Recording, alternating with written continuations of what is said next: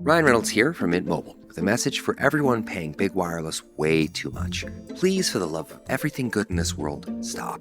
With Mint, you can get premium wireless for just $15 a month. Of course, if you enjoy overpaying, no judgments, but that's weird. Okay, one judgment. Anyway, give it a try at mintmobile.com/switch. Upfront payment of $45 for 3-month plan, equivalent to $15 per month required. Intro rate first 3 months only, then full price plan options available. Taxes and fees extra. See full terms at mintmobile.com. This podcast is sponsored by Ramp. Look, there's feelings and then there's the facts. If you're feeling like your finance team is bogged down in mundane manual tasks, the fact is you need Ramp. Ramp is the corporate card that makes the expense process fast and easy. The moment your team makes a purchase, Ramp handles everything. Receipt collection and approvals, the works. With Ramp, you can cut your month-end close from 5 days to 1, customize approval workflows, and get complete control over every transaction. Facts. Over 25,000 businesses trust Ramp, including Shopify and the Boys and Girls Club of America, which is why they were just named #1 in spend management by G2. Facts.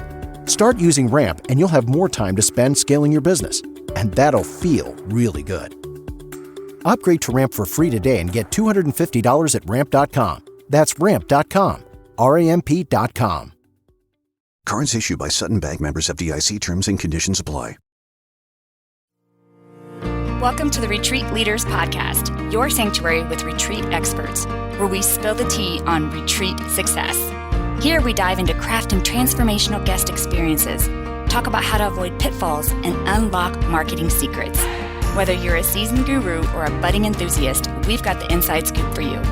Join us as we learn how to flourish in this magical world of retreats. Hey guys, welcome to the Retreat Leaders Podcast, formerly the Happy Hour Podcast. This is Shannon, and I'm so excited to interview, just chat with a guest today. And I went through her bio and we've been emailing. And by the way, thank you for being so patient, because we also had to do some rescheduling because, life. And so thank you for that. But welcome to the show, Rony. It's Rony. Rony, yes.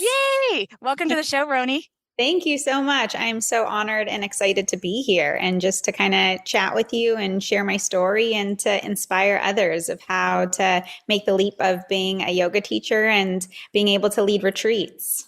I love it so much, because I honestly feel like one of the let's be honest, the number one reason why people don't make the leap is they're afraid. They think they're going to fail. And if anybody's listened to my show at all, I don't believe in failure, because failure is just learning. And so I'm so glad that you're going to share your story. And I'm glad I got your name right, because I've been rehearsing it in my head ever since I watched your YouTube. But then, your head plays tricks on you. And I was like, Shannon, you're just say it right. So I'm so glad I said it right. You got it. Thank you. It's awesome. Rony. You nailed it. Awesome. Well, Rony, will you just start off by just telling us your history? Like, what brought you to where you're sitting at today? Sure. Yeah, I would love to share. So I graduated from college 2008 from UC Santa Barbara, and it was a little bit of a challenging time then because the market had crashed. And so I had a degree in communications and had a really hard time finding a job. And simultaneously at that time, my sister had opened up her own real estate company. And so she said, why don't you just come work for me temporarily until you find something more stable and more in your line of, what you got your degree in. And so I did that. I started working for her part-time, and then it just kind of fell into a full-time position and then became my career. And I really loved it. It was really monetarily stable and financially nourishing for me, but it wasn't really fulfilling my soul's purpose. And because real estate was so stressful, I started, dabbling with taking yoga classes. And I remember taking my first heated yoga class at the peak of my stress and coming out of the class and just feeling completely just transformed, like a different person. And I didn't know what that was, but now I know from an anatomical level that I was resetting my nervous system. I was able to move into parasympathetic nervous system because of the asana and the pranayama, the yogic movements and the breath work. But I just was craving that feeling and sensation of inner peace and tranquility. And so that just kept me stepping onto my mat until I decided I wanted to get certified in it while I was still, of course, doing my real estate. And so I was teaching yoga at a studio pretty consistently. And the more I was becoming successful in real estate, the more I was, needing that release through yoga. And so I, a few years later, decided to go to Costa Rica on a solo, yoga and surf adventure. And I felt completely transformed in that 1 week and told myself that I want to come back here the following year and I want to support other people and bring people to this retreat and teach them how to find balance, how to reset their nervous system, how to just find peace within. And so that was my goal. I went back and I started talking and communicating to that retreat center and asking what I could do to come out and teach and be able to do and support people the way that I felt supported at that retreat. So that's kind of where my whole journey started, was first by attending a retreat and then taking the steps to be able to lead one myself. So after that retreat was really special because I felt like I was handheld a lot. So they helped me with the bookings. They built out their website. They shared my bio and, anyone who was drawn to my teaching style booked. And that first retreat got 30 people and it was great. I was very nervous because it was my first retreat, but it was a little bit of like a fake it till you make it. I was teaching for a few years, but I was like, you know what? I'm going to go into this and just hold space and be of support to people who are coming. And it was successful and great. And I got wonderful feedback. And then I was just on this high of like wanting to continuously do it. Hey there, retreat leaders. Are you ready to supercharge your marketing game and sell out your next transformational retreat? Of course you are. And I've got something special just for you. Introducing our free guide, The Top 3 Marketing Tools for Retreat Leaders. This just isn't any guide. It's your ticket to discovering the top 3 tools that will help you create a sold-out, unforgettable retreat experience. But wait, there's more. We've included a little bonus inside to give you that extra edge. Curious about what that is? You'll have to download it to find out. Ready to grab your free guide and take the first step towards retreat marketing mastery? Well, visit retreatmarketingtools.com and download your copy now. And remember, it's absolutely free, so why wait? Visit retreatmarketingtools.com to get your guide and start transforming your retreat marketing strategy today. I have so many questions and so many thoughts. I'm so excited that you're here. First of all, I love that you're reiterating that sometimes all it takes is just for you to attend something and for it to resonate so deeply within, knowing that now this is something that's going to become your life calling. Like, I just love that. And I think that happens more often than not, but then people don't follow through. So we're going to round back to that and how you actually followed through. Sure. Because I know for a fact that many people, whether they're listening or they're just out in the world, they've attended a retreat and thought, this is what I want to do. But then they're so afraid to do it. So we're going to talk about more about that. Okay. I have to say, we had somewhat of a similar background. I did corporate business. I did real estate. I have opened other businesses up. And real estate is very financially rewarding and super fucking stressful. Yes, you get it, Shannon. So I feel you as to why you needed yoga during that time. Yeah. So kudos for you for listening. I do want you to point out maybe some cues, like what was happening in your life and your body and your mind and your heart that told you you were not doing your life's calling, even though you were being financially rewarded, because sometimes that's really confusing for people. Yeah, it absolutely was confusing because to be in something that was so financially and monetarily fruitful, but to know that it wasn't fulfilling was really difficult and hard to kind of jump out of my comfort zone because of that, right? Like I would have to ultimately start from scratch if I were to leave real estate. And that was really scary for me and anxiety provoking at times.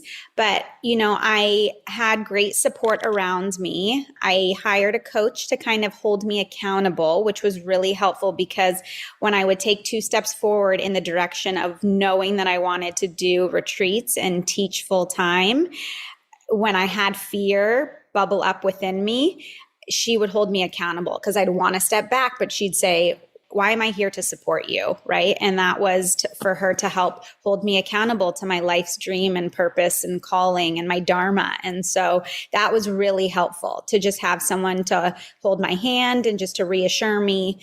And I think had I not had someone to hold me accountable, I may have kind of stayed within my comfort zone and level. And I think anyone who can really help support you and hold your hand in something like that, of making the leap, is very helpful. I love this. Accountability partnership is so critical when you are making these giant leaps. Absolutely. And this is a giant leap. And so when you're doing that, it is so easy to go, nope, I'm just going to go back. Yep, it's stressful. It's hard. But I know this, right? It's kind of like the hell you know versus the hell you don't know. And you don't even know if the other side is not hell. It could be, I'm using whatever terms, insert whatever words work for you, but it could be heaven, but you don't know that. And you're just going to stay in the hell that you know. Yes. And so I love that you had accountability, because one of the things I talk about a lot is you have to know your why. Like, why do you want to host retreats, right? Yes. And if it's just for finances, my personal opinion is it won't last long. But if it is, if that's your only reason, I just think that you might fall on your face and it will be very painful. That definitely can be a part of it. Please understand me. I am one for profitability. I want people's energetic compensation to be exactly what they want. But what I'm saying is you have to really know your why. Like, what is your why? What drives you? What will pick you up when you have challenges and obstacles? And then how can you stay committed to it? And I love that you had a coach, because some people feel like they don't need that accountability. They're going to go on their own. But then every time they run into an obstacle, they turn right back to what they know already, because it's easy to do that. So I'm so proud of you. Yeah, thank you. It was really helpful. And for anyone listening, if you do have the fear around that, finding an accountability partner is really helpful. Really, really helpful. Yes, I love that so much. Okay, so you got certified in yoga while you were still with real estate, and you probably were juggling both for a little bit, right? I was, for quite a few years, actually. Yeah. I was doing group classes, but then I was also leading some private in-home sessions for some of my real estate clients. And so that was really fun too, because of the intimacy, the one-on-one setting, creating a bit of like a therapeutic yoga environment where there was a lot of like talk therapy and just like coaching. And I really loved the intimacy of that. And so I eventually got out of group classes because I recognized how much individualized attention people need with their bodies. Everybody's body is different. What serves you, Shannon, is so different than what serves your neighbor, your partner, your kid, whatever. So I loved just that one-on-one attention. And so I eventually moved into doing that. But that was also another few-year process that, cultivated and built with word of mouth and marketing and all of that stuff. I'm also loving that you're sharing that it was a process, because the other, I think, misconception that can happen, or maybe it's an expectation actually, is that someone's going to make the leap and they're immediately going to be successful at it. Yeah. And by the way, successful is arbitrary, right? Because everybody's success looks different, but they definitely think that it's going to be exactly what they want right away. Sure. And I don't know anybody in any business that happens. I mean, I think a lot of times we see people who are successful and we're like, wow, how did that happen? And we think it happened really fast, but we didn't see the years before that where they were hustling and making things happen and juggling 2 jobs or whatever was going on. So, anyways, I'm just really glad to hear that there was a process. It was a process to go straight from real estate to now hosting successful international retreats. Yeah, absolutely. And thanks for highlighting that, Shannon. Even as I was just kind of like jotting notes of what I wanted to discuss and share with you, I was kind of writing like a timeline of year by year what was going on in my life. And I was like, wow, I got certified in yoga like 14 years ago. And then I led my first retreat like, 8 years ago. And just to put it all into perspective was like, wow, this has really been a journey. And I'm so grateful to be in the position that I am right now and to have the financial freedom and to not be doing real estate and for yoga and retreats to be my full-time career. But this is just like a dream of mine, but it took many, many years to be able to cultivate this life, and it didn't come overnight. And so I just want to share that because all of this stuff takes time, right? You don't just wake up as like really successful anything in your career. It really takes energy and effort and all of that stuff. So yeah, thank you for highlighting and sharing that because it is so true. It's a process. Yeah. And it's an investment. One of the things that I tell people is, you're investing, especially your first, I'm going to say anywhere from for sure 2 years, but up to 5 years-ish. Yeah. That's a pure investment time. Doesn't mean you won't make any money in that time. It just means that a lot of your efforts and what you're doing, you're investing for the bigger picture coming, around the corner. And so whatever that looks like. And especially when you're being an entrepreneur, it's an investment when you're starting. So Definitely. Yay. Hey, it's Shannon here. I'm just popping in really quickly to ask a big favor. Would you pause the show and go review it for us? Please. Reviews really help us to be able to get more guests and more experts on the show to help you transform your retreats. So if you wouldn't mind pausing and leaving us a review, that would mean everything. And if you're not already subscribed, do that too. Okay, so you made the leap. Your first retreat, you were supported. It sounds like you were fully supported. Yes. And then tell us the difference for those listening. Tell us the difference between being fully supported and then when you branched out completely on your own and what you found between the two. Yeah, that's an amazing question. So in being fully supported, I had an event coordinator, I had a marketer, I had from A to Z so much support. All I had to do was show up and teach the classes and create the space for the retreat. And so I wasn't necessarily needing to bring in every single participant. I had a lot of marketing help versus now when I lead a retreat, I do everything from A to Z. So it's a lot more work. There's a lot more compensation to be made, but it took many, many years of, the hand holding for me to be able to do this on my own and to really understand what makes a successful and easeful retreat take place. And so I'm grateful for the transition that I had and to have been in a supportive retreat setting in Costa Rica at this retreat center that really became like family to me. All the staff and all the owners and all of that stuff, I still keep in touch with them. And I'm so grateful because that kind of helped catapult and launch me into the career that I have now of leading retreats and now bringing on my own facilitator and bringing on, just planning everything on my own. But I don't think I'd be able to know the importance and what makes a successful retreat had I not gone through the process of, observing it first and then cultivating it myself afterwards. I think that's such a powerful model. I really love this. And I have several thoughts on it, but I just love this so much because as we talked about everybody who attends a retreat, not everybody, but a lot of people who attend a retreat and they're like, "Ooh, I want to do this." There is so much that happens behind the scenes and prior to the retreat that the guest has no idea. And so to just leave there and then go start from scratch and host your own retreat is like, holy shit. You better be prepared for, a shitstorm of all kinds of learning. We'll just call it that, right? Yeah.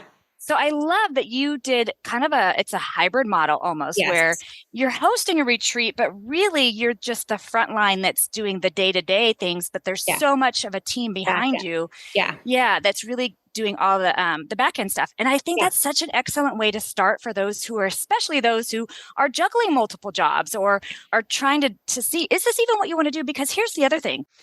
Let's say you host your first retreat, and I have seen this happen, and you walk away and go, hell no, that was not for me. It's just not. It didn't fill my soul. I felt very depleted and not the good kind of depleted, right? And so that can happen. And so at least in that format that you talked about, that hybrid model, you don't have this tons and tons of investment of things that you've purchased and lined up and websites and software and all that kind of stuff. You don't have any of that you have to worry about. You can just walk away and go, great, that wasn't for me. I'm glad I learned. For sure. Or like yourself, you could go, you know what? I know now, maybe after a couple of them, 3, 4, 5, whatever it is. You're like, you know what? Now I've seen enough that I want to build out my own model. And you're right. It is so much more work, but there is obviously so much more profit. And so I just love that you went through that process that way because not a lot of people do. I feel like it's a way of really setting yourself up for success because you get a taste of what it's like. And then, you're building on it. You're learning what it is that needs to take place in order to lead a retreat. And it is a lot. Like when I lead my international retreats, I plan 10 months to a year in advance. If I'm doing something locally in the United States for like 3, 4, 5 days, that takes me 6 months in advance. If I'm leading a 1-day retreat somewhere local, I live in Los Angeles, so somewhere around here, that takes me still about 6 weeks, right? And so there's just a lot of back end planning that takes place. And I think it's important for teachers to give themselves enough time for that, because one of the biggest things that not obstacles, but I think one of the biggest challenges and most difficult things is the signups and the participation and the marketing and being able to, you can put on this beautiful retreat, but if you don't have the participants, then the retreat can't take place. So giving yourself ample time to be able to plan a retreat is really important. Yes, I love it. I just love this model so much because, as you know, once you own it completely, it is completely up to you to fill it, which absolutely can happen with the right marketing model. But I just love that so much. Yeah. Do you feel comfortable sharing the folks that you worked with in Costa Rica with the audience in case anybody's wanting to try a hybrid model? Yeah, I would love to. It's a beautiful resort at the top of a mountain in Montezuma, and the retreat center is called Anamaya. It's been around for 10 plus years. You feel so held and supported, both as a participant and as a teacher going there. So it's a great place to start as like a launching pad. I really recommend it. I love everyone there, but it's called Anamaya. Awesome. Okay. I love it. Tell me real quick, and then I want you to tell me about your offerings in case anybody would love to join you. Tell me what obstacles you ran into when you made that transition from the hybrid model to hosting it yourself that you maybe learned. Yeah, I mean, a lot. I was actually kind of reflecting back on this. A lot of learnings along the way. Liability forms and contracts is something that I didn't know was as significant and important. And I think always just crossing your T's and dotting your I's. I led a retreat in Bali multiple years ago, I think 5 years ago now. A volcano erupted 3 days before the retreat was supposed to start, and I had no contract in place with the retreat center. And so that was a really big learning. I think just the biggest thing is, contracts, liability forms, making sure that you have the insurance in place, really just protecting yourself, because you can do everything to plan a perfect retreat, but you never know. Small things may come up, and you just want to make sure that you are secure and safe and have great support around yourself and like a safety cushion. I think that was one of my biggest learnings. I'm so glad you shared that. Yeah, the legalities of it, of the business operations is something that a lot of people, I still am shocked, especially when I see things on social media or I even just talk to people and it's really willy-nilly and there's not a lot of documents. It's almost like it's a hobby and not a business. And I'm like, oh my gosh, that will be so painful for you if things go wrong. And so anyway, I love that. I love that you shared that. So thank you. Are you a retreat host looking to take your marketing skills to the next level? Whether you're just starting out or a seasoned pro, our Retreat Marketing Masterclass is here to help you master, and I mean master, the art of retreat marketing. In this dynamic class, you'll dive deep into both digital and traditional marketing techniques, tailored specifically for retreat hosts. Learn the secrets of social media strategies, content marketing, and even how to leverage AI to boost your outreach. But that's not all. Our masterclass offers continuous updates to keep you aligned with the ever-evolving market trends. Imagine transforming your retreats into sought-after, sold-out experiences. Ready to turn your vision into reality? Join our Retreat Marketing Masterclass today and watch your retreats flourish. Don't miss out on this opportunity to elevate your marketing game. Visit retreatmarketingtools.com to enroll now and start your journey towards becoming a marketing master. Now, please tell us about your offerings that you have coming up. Yeah. So I'm a full-time private yoga instructor in Los Angeles. So I'm Los Angeles based. So I lead both in-person sessions, virtual sessions, and then I have 2 really exciting international retreats coming up. One is in Lagos, Portugal. It's from September 8th through the 15th. And then my second is in my all-time favorite place in the entire world, which is Nosara, Costa Rica. And that one is November 9th through the 15th. And it's a yoga and surf retreat. So a few spots left for both of them. If anyone's interested, happy to have you. Yeah, leading retreats is really meaningful and special to me. And I take it very seriously and personally of just holding a very intimate, safe space for people to be able to feel and experience and to just go through anything that someone is going through their life. So what I love also most about retreat settings is the people that come. So I met my best friend, Julie, in Anamaya 14 years ago. And yeah, it's just, you meet such wonderful, like-minded people. And I always find beautiful friendships that flourish from these retreats, whether you come solo or with a partner or friends, whatever it is. It's really special. Really, really special. I agree. Oh my gosh, I agree so much. When people ask me, like, what's the main thing, the main takeaway from retreats, I'm like, connections.